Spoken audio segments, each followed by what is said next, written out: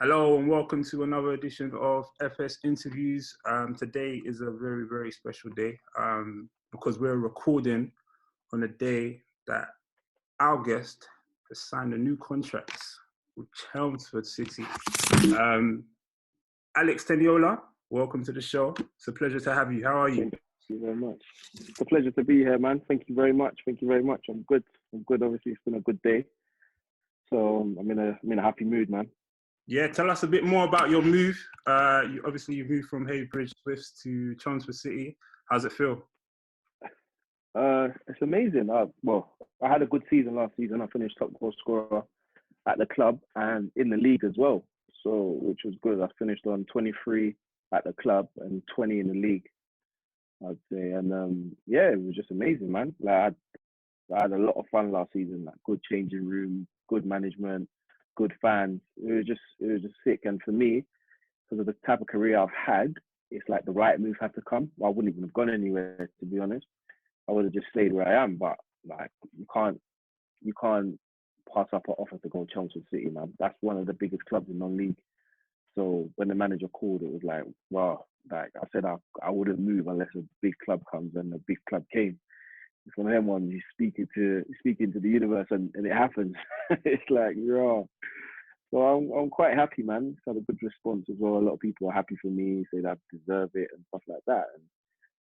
And there's no secret, man. You work hard, you'll get to where you need to go, and that is it. There's no secret behind it. So I'm happy, man. I'm in a very, very good mood. I've worked hard, but the hard work doesn't stop here. It has to continue, man. It has to continue.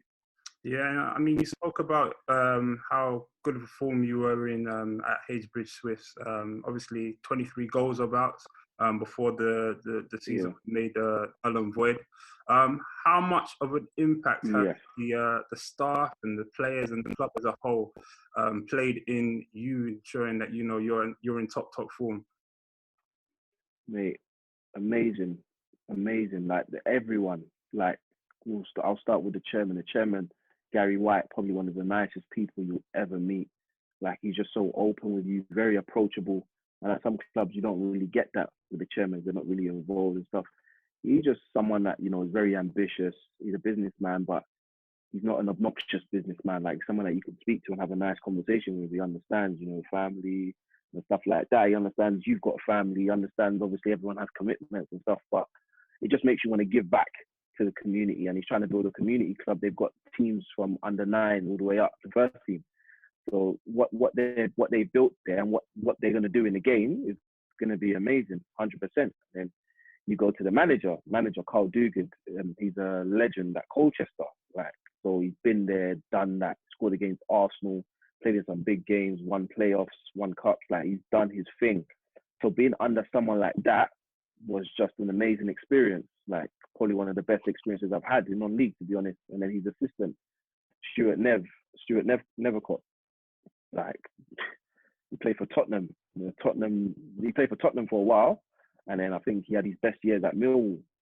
Like he's another person that's come out of the game, knows his stuff as well. And it was just the way those two looked after me, the man management, everything. Like was just something I just thrived off, man. And it just put me in good stead. Like they look after you, and the man management as well was just amazing man management. He'd know when to take me off in certain games.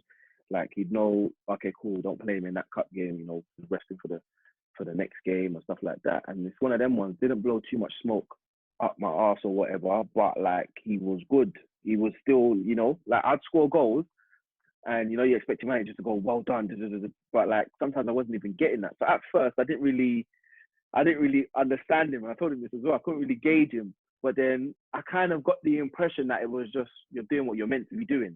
That's the kind of vibe I was getting off him. So I was like, okay, cool. Like, I like that. Do you know what I mean? It kind of made me feel, all right, yeah, he's right. I am doing what I'm supposed to be doing. So right, don't get gassed on it, sort of thing. And it just kind of, it kind of he humbled me without even humbling me. Do you get what I mean? Without even saying anything. So it was just, it was amazing, man. Like, and then you go down to the physio. And all these things are important. And it's what people don't understand. You go down to the physio now. The physio always give me a back rub, like always making sure I'm all right. Like wrapped my ankle the same way every Saturday. Like it was, and these things are super. Like people might say superstitious, but these things are what helps you. It's like he wrapped my ankle, give me a back rub, then wrap my ankle, then spud me, and I get off the bench. That's what it was every single Saturday. And it's like these things become repetitive, and you do it, and it's like, all right, cool. So I've done that. That means I'm gonna score. I've done that. That means I'm gonna. Do you get what I mean? And you get into that cycle. Now talking about the players. It was just mad. Like we were playing football and having fun. We were bopping teams differently, and it's like everyone played to my strengths, sort of thing. Like everyone played, getting the balls whipped into the box. They know if that ball comes into the box, 9 times out of 10, I'm gonna get on the end of it. Might not score, but I'm gonna get on the end of it. So balls were being whipped in. They knew they could play the ball into me. They knew they could play the ball over the top, and I'm chasing it. Like it was just. I scored all types of goals this season, which made it even better as well. And it was just, the environment was just amazing. Like the fans as well, the fans from minute 1 to 90, always supporting us. Like the 12th man, people don't understand how important fans are. Like they're so important, especially when they're there. They have to keep the team going, keep the team energized and believing as well. Because if you see people having faith in you, it's going to make you want to, step your game up and stuff like that. So it's a shame that the season didn't end. We were in playoff position, everything. Like it would have been an amazing season. Like finish on, I don't know, hopefully we would have scored 30 goals and got promoted as well, which would have been a complete season for me. But obviously these things happen. So yeah, just from the club all the way from the top to the bottom was just like perfect basically, and it was just an amazing setup to be in. Yeah. To be honest. Yeah, it's quite evident that they've left lasting memories in your mind for sure, and you've got very good relationships with them. And obviously moving to Chelmsford City now, that must have been a very difficult choice for you to make, in the sense that obviously you had to leave the Swifts, but at the same time you're scoring goals. You're in the form of your life. There must have been plenty of things in for you. There was a few, but like I said, like it was just one of those ones where I've been there, done that, heard it before. The move has to be right, and this season taught me a lot. It taught me a hell of, like my whole career has taught me a lot of stuff because you learn along the way. But this season in particular, it's like there's no point going to a team that's not going to benefit me. There's no point going to a team that's not going to whip the ball in the box. There's no point going to a team that are not going to play to my strengths. Well, I'm not going to score. Do you get what I mean? And then sometimes in my head, I used to challenge myself and say, could I go to a team and be the main man? Like, these are the doubts that used to settle in. But it's like, now that's lifted because I was at a team and I was the main man, and it's one of the best seasons I've ever had. So it's like, it's possible. It's definitely possible. Like, for me to go into a team and stamp my mark and stuff like that. So, yeah, it was just, for me, the Chelmsford move came and it was like, rah, all right, cool. Next challenge, man. Let's go. And I'm ready. Like, and it's like, I don't want to stop there. Like, I want to keep going, keep excelling, man. So it's time to just keep it going, man. Obviously, it's all well and good. Everyone's saying, oh, like, well done, you deserve it. But now I got to show and prove that I deserve it. You know what I mean? Yeah, and obviously, you talk about keeping a level head and ensuring that you're fully focused on the task ahead. Yes. What can the Chelmsford fans and your teammates as well? What can they expect of you moving forward? I give my all on the pitch. I'm very passionate about the game. I wear my heart on my sleeve. I play for the badge till the death with me. Like that's the type of player that I am. I'm a team player, and for me, the goals are a bonus. Like that's the way I see it. Like the goals are a bonus. I feel like if we get together as a team and we all believe in the same thing and we all want one thing, then there's no way, no how we're gonna do what we need to do and get to where we need to get to. So, like, expect a lot of passion, expect a lot of confidence, and expect a lot of celebrations because I'm coming to score goals and I'm coming to do well and I'm coming to win games. So yeah, that's what they should expect from me. Yeah, and as we know, every story starts with a beginning. And for you, you've been in semi-pro football for a while now. Or it seems like a while, Yeah, anyways. 6+ yeah, years thereabouts. Tell us how yeah. you first got your, your debut in semi-pro and how that came about. hmm So I started playing at Bowers and Pitsea. So that's the first, well, I think first proper semi-professional team Is that that I was Essex at for a Senior? while. Essex, yeah, they were in Essex Senior then. They're in Ryman Prem now. But that, yeah, so that was a long time ago. They've gone up 3 leagues now. But yeah, so I was in the Essex Senior with them. I was doing well, scoring and stuff. Didn't really know much about semi-pro like that. But I had a friend called Michael Bakari who'd been playing for a long time, and I know he played at like the highest levels and stuff. So he'd seen me training all the time, like training on Mabley Green, kicking ball, and he just told me one time, "Oh, come over, like come play, come train with me." Sorry, so I trained with him. He saw how dedicated I was. He saw my passion and stuff like that. One night, I think he had a game. He was at Tonbridge these times. He was at Tonbridge, and I think he had a game. And the game was done. He called me after the game. Remember, I was at my friend's house, and he goes, "Oh, Alex, you gotta come, man. You gotta come to this team. Like they played so dead today. You gotta come to this team. Trust me, you get." And I'm like, hold on a second. This is Michael Bakari calling me, telling me to come to a team that he's at.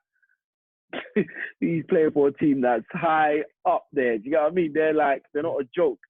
Like whatever team it is, they're not a joke. I know there's a serious team. This guy plays for big teams only. So I'm like, come where? What are you talking about? What do you mean come? Like I was so confused. So he said, look, just listen to me and come. You trust me? I said, bro, come on, bro. Of course I trust you. Like he said, yeah, so come. I said, all right, cool. So first session, he told me, look, when you walk in the change room, stand up tall, shake the gaffer's hand, and tell him, yeah, you that, tell him you was here, you was there, you know, and yeah, go from there, innit? So done what he said. Like we drive up to Tunbridge or whatever. Done what he said. Shook the gaffer's hand or whatever. Told him, yeah, I used to play here. I've been playing there. The gaffer said, all right, cool, come training. So I started training with them. But people at Bowers and Pitsea heard that I was training with the team. Obviously, Tonbridge Angels, then in the Conference South. If you count how many leagues that jump is, it's not. That's a big jump from Essex Senior to Conference South. Yeah. You know what I mean? And I'm a very passionate person. No one could tell me that I can't go where I'm supposed to go. And if you tell me I can't do what I want to do, I'm going to show you and go and do it. So I heard that they were talking and saying, oh, people were saying, oh, he's not going to be able to do it at that level. He's not going to be able to. Oh, like, okay, cool. I said, I got haters. Wow. Like my own teammates that I was playing with are scoring goals for. Do you get what I mean?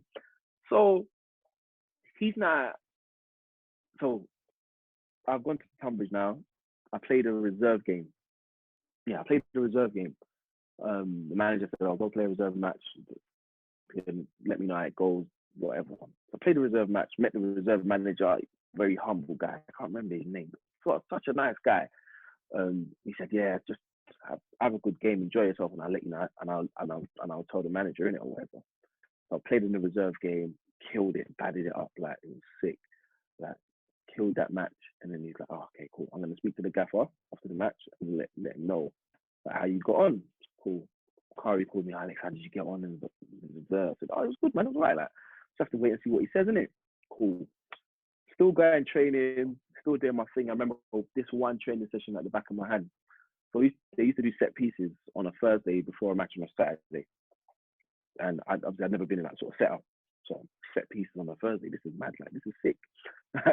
So doing set pieces, the manager's put me as a centre back, and he's got four standing in a wall. And balls are being whipped into the box. And everyone else, they're not taking it seriously, innit? Set pieces, everyone starts talking and muttering and stuff like that because it's boring, basically, innit? Now I know because I've been in the league for a while. It's boring. So everyone starts talking, you get bored. But I was on it. And I knew I was an aerial threat, innit? So I was like making it. So basically, the gaffer was making people whip balls into the box. So every time balls get whipped in the box, bow, header in the ball. Every time I got into the box, bow, header in the ball. Whipped to the box, headering it out. But this drill was for the attackers. Yeah, They yeah. weren't getting to it. Right. So he stopped the session and he goes, if you guys don't start taking it seriously, there's going to be problems. He's heading every single ball out of the box. So they're like, oh, Alex, are you a centre back? And everyone's laughing. Yeah. But they're not laughing loud enough for the gaffer to hear it. So then the gaffer pulls me over. He goes, oh, well done, Alex. I like that. So then he had a thing where he names the squad after the training session. So after the training session, now he's naming the squad. And his assistant's name was Alex as well. So he goes, name's going, he goes, Big Al. Like, Big Al? He said, yeah, Big Al, in the squad for Saturday. What? Okay, raw, this is mad. So Bakari's gassed, like, well done, Alex. See, I told you. So Saturday comes now, we go into this little boardroom, and he's talking. And remember, this is all new to me. So I'm very, like, mesmerized by everything that's happening. I'm seeing fans turning up into the gate. I'm like, this is mad. So I've gone into the little boardroom now, and he's talking about tactics and what he wants to do. And I'm like, this is mad. Now I'm getting nervous a little bit. It's like, what if I come on? What if I don't? So I'm on the bench now, chilling. Game's going on, playing against Western Supermare. I'm on the bench and I get up just to warm up, just to like feel the atmosphere a little bit, see what's going on. So I'm like warming up down the side. And back in those days, when you drop, like a lot of like pros drop down. Yeah. Like still happens now. You get a lot of pros dropping down to Conference South level and National League and whatnot. So that's what those fans were used to. They were used to seeing players that had come from above to. So I'm warming up and they're like, who's that? I can hear people talking, like literally saying, who's that? Who's this guy? So I was like, it is, man. Sat back on the bench. I was like, I ain't coming on today, man. And the physio, Tina, she brings the sweets on the bench. And everyone's back in the suites. I'm like, sweets on the bench, this is sick. I'm back in the suites, chilling. I ain't coming on today, man. This is sick. I'm just taking it all in. The gaffer goes, this is, I think, the 80th minute, sorry, or 70th minute, or 75th minute, or something like that. She goes, Alex, Big Al, warm up. I'm like, what? He goes to warm up. I'm like, what are you talking about? Warm up for what? Warm up what? So I've gone to warm up now, and then they had a coach called Simon. He actually passed away, actually, so rest in peace. I remember his words that he said to me, if you score today, you'll be a hero at this club for a very long time. I'll never forget those words. Did that make you nervous at the time? What? I was nervous. I ain't scoring. What are you talking about? I'm not scoring. The game was 0-0. Team was fighting relegation, but if they had won on that day, they'd come out of relegation, basically. They need to win that game. So I've come on the pitch now, and I think the right backs put the ball in for me, like lofted it in. So I've got my back to the goal, and I can see that I think there's a defender on my left. My heart is beating while this match is going on, but it's beating. So the ball's coming to me. I can see it bouncing in front of me. I can see a defender charging in. So I've just kind of kicked it with my left foot. It's gone to the other striker. Then I just said, I'm making my way to the box. So I've just ran into the box, and I'm just watching the other striker while he's like running. So he's running down the wing. And he played the ball in, this, like, say, hip height, like your hip. You whip the ball in, I've just watched it. And if you see the picture, you'll see my eyes like this. I've watched it all the way, diving header, boom, balls bounced on the floor, gone top bins, bro. Oh my God. One of the best feelings, I think, ever. And I just, wow. I said, this is mad. Everyone's going nuts now. So from going to who's this to rah, everyone's screaming, Alex, because I almost scored again. I almost scored again after that. So like I'm running now, and the keeper come at me. I've lobbed him, but it's just gone over. Like, and I'm like, this is mad. When I scored the goal, Bakari is running down. I think I came on. No, he came off the court. He's running down the touchline. Alex, I told you. He's going, man, I told you. He's going mad. You get me? So I was like, the feeling was too much. Yeah. Too much. So the game's finished 1-0. We've won the game. They've come out of relegation. So if you watch the video as well, you'll hear the someone go, "Oh, Alex Teniola." When they say my name and I'm coming on, you can hear someone in the video go, "Who? Who's that?" You hear it on the YouTube video. It's mad. So then I've come on now, and game done, 1-0. Gone into the change room. Everyone's smiling, jumping around because I think they hadn't won a game in ages. So the manager comes up to me. He says, "Look around the change room." He said, "You done that?" So I was so overwhelmed. Yeah, I come out of the change room. I was crying, but it was the feeling was too much. I was like, "This is crazy. What's just happened? Crazy." I've looked on my phone, and them days everyone's using Sky Sports app, and Conference League was on Sky Sports. So I see my name, Teniola, 89th minute. I was like, "No, this is too much. This is too much, man." So, and that's where it started, man. I then went on to score against Bromley. After that, I scored against Concord. So I scored against big clubs in the conference, basically, them times. And just got, after that, it just kind of, they got relegated. Like Tonbridge got relegated because it was a bit too late, innit? So that's where everything started. Yeah. That's where the madness started. But yeah, go on.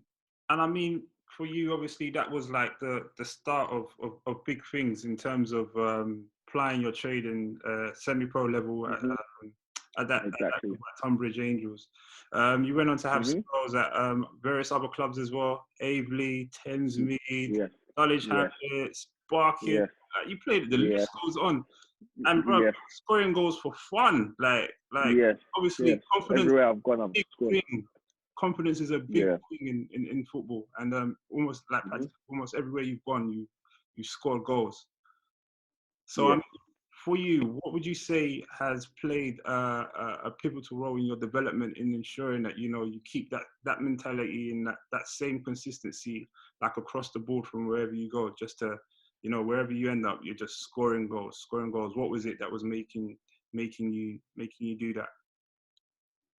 I feel like for me, I'll say it's the passion, man. The passion, my heart as well. I think my heart, I have a lot of heart. My heart takes me a long way. It will get me through stuff that I probably could never get through on my own, sort of thing, or get through with the wrong mentality. I think I've stuck at it, man. I've stuck at it. I feel like you need to be thick-skinned to play semi-professional football because the game is just so much politics that goes on, man. There's so much politics, and to still do what I'm doing is a testament in itself. But it's like, just managers just sell you dreams, man, at this level. Like, it's just sell you dreams, and they just do what's best for them, to be honest. Like, there's so many different stories. Like, if I told you, it would be mad. Like, after Tonbridge, the Enfield manager called me at the time, and he said to me, "Oh yeah, and obviously remember, I don't know much about non-league. Yeah. So it's like I was still learning, sort of thing. So I went from, so Tonbridge got relegated. They then got a new manager. I then put on, like, I think, what did I say? I put something on Facebook, like, I want to stay, because Tonbridge is big on, like, Facebook and stuff like that. So they saw that. I said, I'd love to stay at Tonbridge. They saw that. And they put it in the Kent news. "Oh, Alex Teniola says he wants to stay at Tonbridge." So it was a big deal. The chair, exactly. And obviously the chairman was cool. I liked the chairman. The chairman's son as well.